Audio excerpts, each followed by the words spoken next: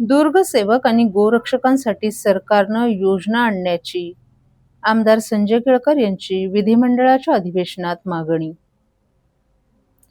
छत्रपती शिवरायांचा पराक्रम, त्यांचा इतिहास आणि शौर्य हे केवळ हिंदुस्थानापर्यंत मर्यादित नसून ते सातासमुद्रापार परदेशातही गाजत असल्याचं ठाण्याचे आमदार संजय केळकर यांनी विधिमंडळ अधिवेशनात अर्थसंकल्पावरील चर्चेत भाग घेताना सांगितलं.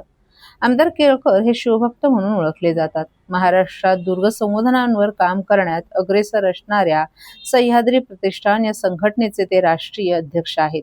सह्याद्री प्रतिष्ठानमार्फत इंग्लंड येथे गेले 1 महिना महाराष्ट्रातील गडाचं प्रदर्शन सुरू असल्याची माहिती आमदार केळकर यांनी दिली. इंग्लंडमधील हजारो नागरिक आज ते प्रदर्शन पाहण्यासाठी जात असल्याचंही त्यांनी सांगितलं.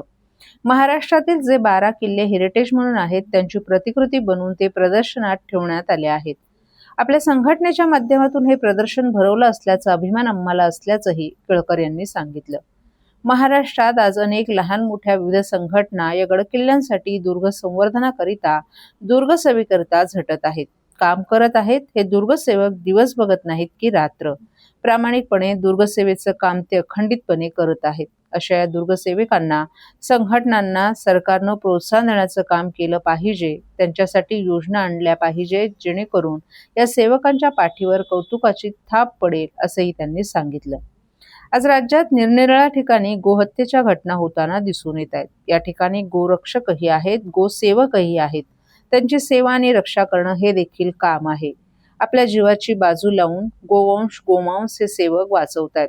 सभागृहात बोलताना आमदार केळकर यांनी आपल्या सहकारी मित्रांना आपल्याला गोमांस पाठीवर नेतानाची रील दाखवली. यावर अंमलबजावणी होत नसेल तर आमचे गोरक्षक काय उघड्या डोळ्यांनी पाहू शकणार नाहीत, ते तिथेच त्याला ठोकून काढतील, नाहीतर काय करतील, असंही त्यांनी सांगितलं. पोलीस जर नुसत्या उघड्या डोळ्यांनी बघत असतील आणि कारवाई होत नसेल तर यापुढे हे गोसेवक पुढे आल्याशिवाय राहणार नाहीत. हा विषय कायदा आणि सुव्यवस्थेत घेणं आवश्यक आहे. काही वेळेला कायद्यात होतही, परंतु ज्या वेळेला गोरक्षक पोलिसांकडे जातो त्या वेळेला त्याच्यावरच पोलीस गुन्हे टाकतात, त्याला आत टाकतात. असे अनेक विषय घडले आहेत.